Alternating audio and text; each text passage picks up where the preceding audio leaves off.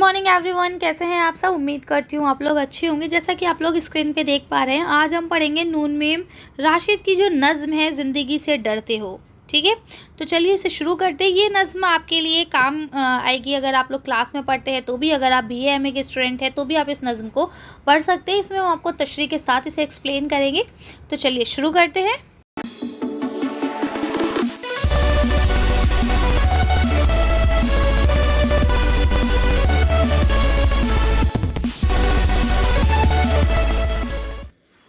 नज़्म, ज़िंदगी से डरते हो, है ना। देखिए इसके आगे क्वेश्चन मार्क लगा हुआ है। क्वेश्चन मार्क का मतलब ये है कि हमसे सवाल पूछा गया है क्योंकि आप ज़िंदगी से डरते हैं, है ना। ज़िंदगी से डरने का मतलब क्या है? ज़िंदगी से डरने का मतलब ये है कि हमें हर वक्त खौफ रहे कि पता नहीं ज़िंदगी में क्या हो जाएगा, पता नहीं ज़िंदगी कब ख़त्म हो जाएगी, है ना। इस तरह से हमसे सवाल पूछा गया है। चलिए इस नज़्म को पढ़ते हैं और देखते हैं कि इस सवाल का क्या मतलब है और क्या हमारे पास इस सवाल का कोई जवाब है। तो चलिए शुरू करते हैं। लिखते हैं, ज़िंदगी से डरते हो, ज़िंदगी तो तुम भी हो, ज़िंदगी तो हम भी हैं। आदमी से डरते हो, आदमी तो तुम भी हो, आदमी तो हम भी हैं। अब देखिए, असल में यहाँ दो लोग आपस में बात कर रहे हैं। ठीक है, इसको ना इस अंदाज में पेश किया गया है कि ऐसा लगे जैसे दो लोग बात कर रहे हैं। क्या कह रहे हैं? तुम ज़िंदगी से डरते हो, अरे ज़िंदगी तो तुम भी हो और ज़िंदगी तो हम भी हैं। देखिए, जो इंसान ज़िंदा है उसके अंदर ज़िंदगी है ना। आदमी से डरते हो, आदमी तो तुम भी हो और आदमी तो हम भी हैं, है ना। यानी कहने का यहाँ पे देखिए, हो सकता है आपको चीज़ क्लियर ना हो, आपको कॉन्सेप्ट समझ में ना आए, लेकिन बात सिर्फ इतनी सी कही गई है कि आप ज़िंदगी से डर रहे हो, आदमी से डर रहे हो, आदमी तो आप भी हो, आदमी तो हम भी हैं। जो क्वालिटीज़ हो सकता है आप में हैं, कुछ कम या कुछ ज़्यादा मेरे अंदर भी होंगी, है ना। जो बुराइयां आप में हैं, कुछ कम या कुछ ज़्यादा मेरे अंदर भी होंगी, है ना। तो कहते हैं इन सब चीज़ों से नहीं डरना चाहिए। ज़िंदगी अल्लाह पाक ने बनाई है और इंसान को अशरफुल मखलूक़ात बनाया है ना। जो भी इस दुनिया में चीज़ बनी है वो सब इंसान के वास्ते बनी है ना। इंसान उन चीज़ों के लिए नहीं बनाए, अल्लाह पाक ने इंसान बनाया और उसके लिए वो सारी चीज़ें बनाई, राइट। तो कहते हैं आपको फिर डरने की क्या ज़रूरत है? जब मौत का एक दिन तय है तो फिर आप क्यों डर रहे हो? और जो होना है वो है, लिखा है सब जगह, है ना, कि जो चीज़ है उसका अपना वक्त मुकर्रर है। तो आप किसी चीज़ से क्यों डरते हो? आप अपनी मेहनत करो, है ना। आगे कामयाबी देने वाला अल्लाह है, ठीक है। तो इस नज़्म को ना इसी पॉइंट ऑफ व्यू से हमें समझना है। चलिए आगे पढ़ते हैं। तो देखिए क्या लिखा है, आदमी ज़बां भी है, आदमी बयां भी है, इससे तुम नहीं डरते। हर्फ और मायने के रिश्ताए आहंग से आदमी है वाबस्ता, आदमी के दामन से ज़िंदगी है वाबस्ता, इससे तुम नहीं डरते। अनकही से डरते हो, जो अभी नहीं आई उस घड़ी से डरते हो। उस घड़ी की आमद उस घड़ी की आमद की आगाही से डरते हो, यानी तुम्हें डर लगता है कि वो घड़ी आने वाली है ना। आमद मतलब क्या होता है? आना। आगाही मतलब होता है पहले से किसी चीज़ का पता चल जाना, ठीक है। चलिए इसकी भी तशरीह करते हैं। देखिए क्या लिखते हैं, आदमी ज़बां भी है, आदमी बयां भी है ना। यानी इंसान जो है उसके पास ज़बान है ना। उस ज़बान के थ्रू वो क्या कर सकता है, अपनी जो तकलीफ़ है, जो ये खुशी है या टेंशन है, जो भी चीज़ें हैं वो शेयर कर सकता है, उससे वो बयान कर सकता है। आदमी ज़बां भी है और आदमी बयां भी है ना। आदमी ज़बान से उन सब चीज़ों को बयान कर सकता है, अपने एक्सप्रेशन से उनको बयान कर सकता है, लेकिन तुम उससे नहीं डरते, है ना।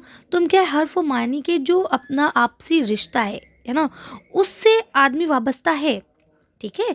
लेकिन क्या है, आदमी के दामन से क्या वाबस्ता है? ज़िंदगी वाबस्ता है। यानी इंसान की जो ज़िंदगी है वो किससे है? आदमी के ही दम से तो है। तुम उससे भी नहीं डरते। तुम किससे डरते हो? तुम सिर्फ डरते हो अनकही से डरते हो, जो आने वाली है, जो हमें पता है कि भाई मौत आना है, तुम्हें उससे डर लग रहा है। अरे भाई, जो अल्लाह पाक ने ज़िंदगी दी है उसे अच्छे से इंजॉय करो, जब मौत आएगी तो आ जाएगी, क्या परेशानी है ना। जो अभी नहीं आई उस घड़ी से डरते हो, यानी जो घड़ी अभी तक नहीं आई है ना। इंसान ना अपनी ज़िंदगी को हम कह सकते हैं बर्बाद कर देता है फ्यूचर की टेंशन लेके। मतलब मैं ये नहीं कहती कि फ्यूचर की टेंशन नहीं लेनी चाहिए, लेकिन उसको लेके बहुत ज़्यादा वरीड नहीं होना चाहिए, राइट। मतलब अब आपके बोर्ड एग्ज़ाम्स हैं, ठीक है, आपको प्रिपरेशन करना चाहिए, उसके लिए तैयार रहना चाहिए, लेकिन अब ये तो नहीं मतलब है ना उसका कि भाई आप हर वक्त यही सोचते रहें कि भाई बोर्ड हैं, फेल हो जाएंगे, अच्छे नंबर नहीं आए तो क्या करेंगे, ग्रेजुएशन में कैसे एडमिशन मिलेगा। नो, आपको पढ़ाई करनी है, सिंसियर रहना है अपनी स्टडी के लिए, लेकिन अपनी जो लाइफ है उसको खोना नहीं राइट, हद से ज़्यादा परेशान नहीं होना। ठीक है, तो कहते हैं जो अभी नहीं आई उस घड़ी से डरते हो। ठीक है, उस घड़ी की आमद की आगाही से डरते हो, यानी उस चीज़ का तुम्हें पहले से इल्म है। भाई जैसे बच्चा होता है ना, वो एग्ज़ाम में कितना लिख के आया है ये उसे पहले ही पता होता है। तो उसे पता होता है कि भाई रिजल्ट में मैं फ़ेल होने वाला हूँ या रिजल्ट में मेरे कम मार्क्स आने वाले हैं, तो आपको उससे डरना नहीं है। जो आपने किया है वो आपको मिलेगा। तो इससे अच्छा है ना हम पहले से ही अच्छा करें, ताकि हमें बुरी चीज़ का सामना ही ना करना पड़े। ठीक है, तो यहाँ पे ओवरऑल जो बात हो रही है, इंसान जो सबसे ज़्यादा डरता है वो सिर्फ मौत से डरता है। तो यहाँ ओवरऑल जो बात हो रही है वो उसी चीज़ से हो रही है कि तुम ना मौत और मौत के आने से डर रहे हो, और जो चीज़ें तुम्हें मिली हुई हैं तुम ना उनको यूज़ कर रहे हो ना उनको यूटिलाइज़ कर रहे हो। राइट, चलिए नेक्स्ट पढ़ते हैं। पहले भी तो गुजरे हैं दौर ना रसाई के, बेरियाई खुदाई के, फिर भी ये समझते हो ही चारजो मंदी, ये शबे ज़बाबंदी है राह खुदाबंदी, तुम मगर क्या जानो। अब देखिए असल में क्या है, यहाँ पे कहना चाह रहे हैं कि भाई इंसान की ज़िंदगी में जब बहुत सारा पैसा होता है, सुकून होता है, तो ना वो अपने आखिरत की फ़िक्र को भूल जाता है ना। लेकिन बाद में उसे इस चीज़ का एहसास होने लगता है। तो हम यहाँ कहते हैं कि भाई पहले भी तो गुजरे हैं दौर न रसाई के, बेरियाए खुदाई के, यानी पहले के जो लोग थे उनके सामने भी मुश्किलें आईं, है ना। उनको भी ऐसी ऐसी रुकावटों का, ऐसी ऐसी मुश्किलों का सामना करना पड़ा। ठीक है, लेकिन वो कभी उदास नहीं हुए, है ना। लेकिन अब क्या लगता है, फिर भी ये समझते हो ही चारजुमंदी, ये शब ज़बां बंदी है राह खुदाबंदी, मगर ये क्या जानो। ठीक है, कहते हैं अब तुम क्या जानो।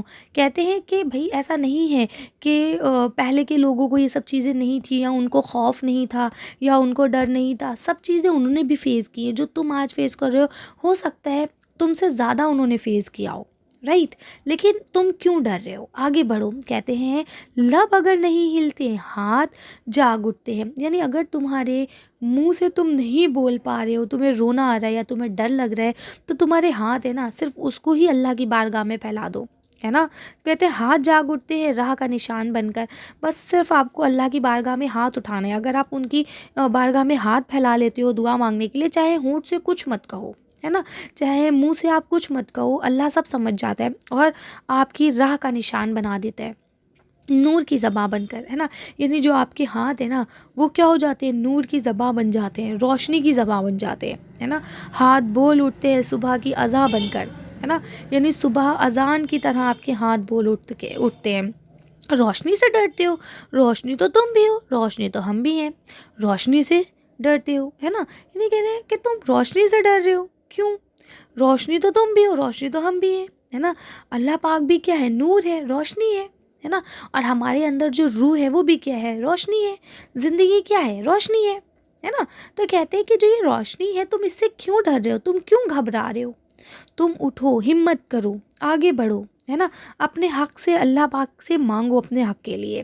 कहते हैं शहर की फसीलों पर देव का जो साया था पाक हो गया आखिर, रात का लबादा भी चाक हो गया आखिर, खाक हो गया आखिर। अजदहा में इंसान से फ़र्द की नवा आई, ज़ात की सदा आई, राह शौक़ में जिसे राह का खौफ लपके, एक नया जुनून लपके।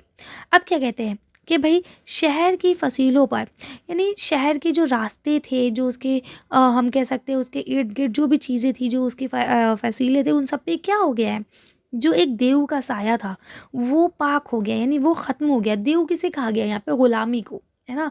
अंग्रेज़ी हुक्मरान जो थे वो हमारे ऊपर क्या है, एक तरह से देव का साया थे, है ना। वो अब क्या है, चले गए हैं। रात का लबादा, यानी रात ने जो कपड़े पहन रखे थे वो भी क्या हो गए, चाक हो गए आखिर, मिट्टी में मिल गए, ख़त्म हो गए, यानी सूरज निकल आया है। आपको पता है रात जो है शायरी में किसकी अलामत है, परेशानी, मुश्किल, ठीक है। और सुबह जो है वो किसकी अलामत होती है, खुशी की, उम्मीद की, है ना। तो क्या कह रहे हैं, रात का जो लबादा था, यानी रात जो काले कपड़े पहने हुए था वो भी चाक हो गए, चाक हो गए यानी फट गए हैं, है ना। जैसे ये ऐसे करके एक कपड़ा है, इसको हम अगर यहाँ से यूँ काट दें तो ये जो ये कटेगा हिस्सा ये चाक होना होता है ना। तो ये क्या हो गए, चाक हो गए। लेडीज़ जो कुर्ते पहनती हैं उनके क्या होते हैं, चाक खुले हुए होते हैं ना, वो चाक होना उसी को ही कहते हैं कि कपड़े का फटा होना, ठीक है। कहते हैं अजदहा में इंसान से फट की नवा आई। ठीक है, यानी अब क्या है, इंसानों के बीच में लोगों में क्या हो गई है, आज़ादी की जो आवाज़ उठी हुई थी ना, ज़ात की सदा आई है ना, वो सब क्या है, वो इस तरह असर लेके आई है कि आज हमारा रास्ता क्या हो गया है, साफ़ हो गया है ना।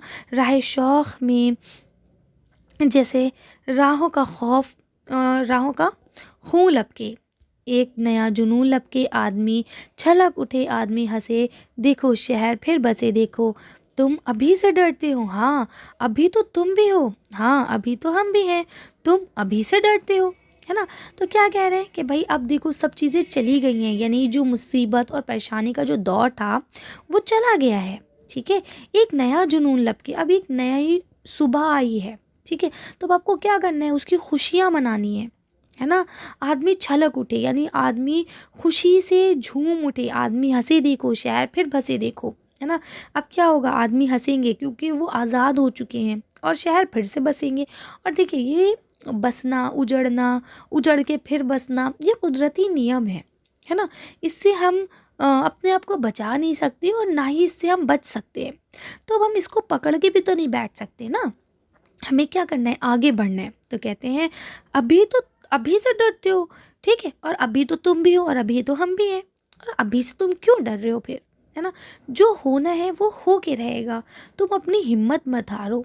ठीक है, तो ये नज़्म यहाँ पे फिनिश होती है इस तरह से। अगर हम बात करें, देखिए नून मीम राशिद साहब की थी, अगर हम बात करें तो इस पूरे नज़्म में इसी चीज़ को दिखाने की कोशिश की गई है, या इसी चीज़ पे एम्फेसाइज़ किया गया है कि इंसान को हार नहीं माननी चाहिए, और खामोखा में फ्यूचर की टेंशन लेके उसे ना परेशान भी नहीं होना चाहिए, है ना। उसे अपनी ज़िंदगी में मेहनत मशक्क़त करते रहना चाहिए, अल्लाह पाक से दुआ करते रहना चाहिए, और आगे बढ़ते रहना चाहिए, है ना। ऐसा भी नहीं है कि हम बिल्कुल हाथ में हाथ धर के बैठ जाएंगे कि अल्लाह पाक के घर से ही सब कुछ उतर के आएगा हमारे लिए, तो ऐसा भी नहीं होगा, मूसा अलैहिस्सलाम की उम्मत में थोड़ी ना है ना। तो इसलिए ये कहा गया है कि भाई आपको मेहनत करनी है, लेकिन कहते हैं ना बहुत ज़्यादा ओवर थिंकिंग नहीं करनी है। ठीक है ना, तो उम्मीद करती हूँ ये आपको क्लियर हो गई होगी नज़्म।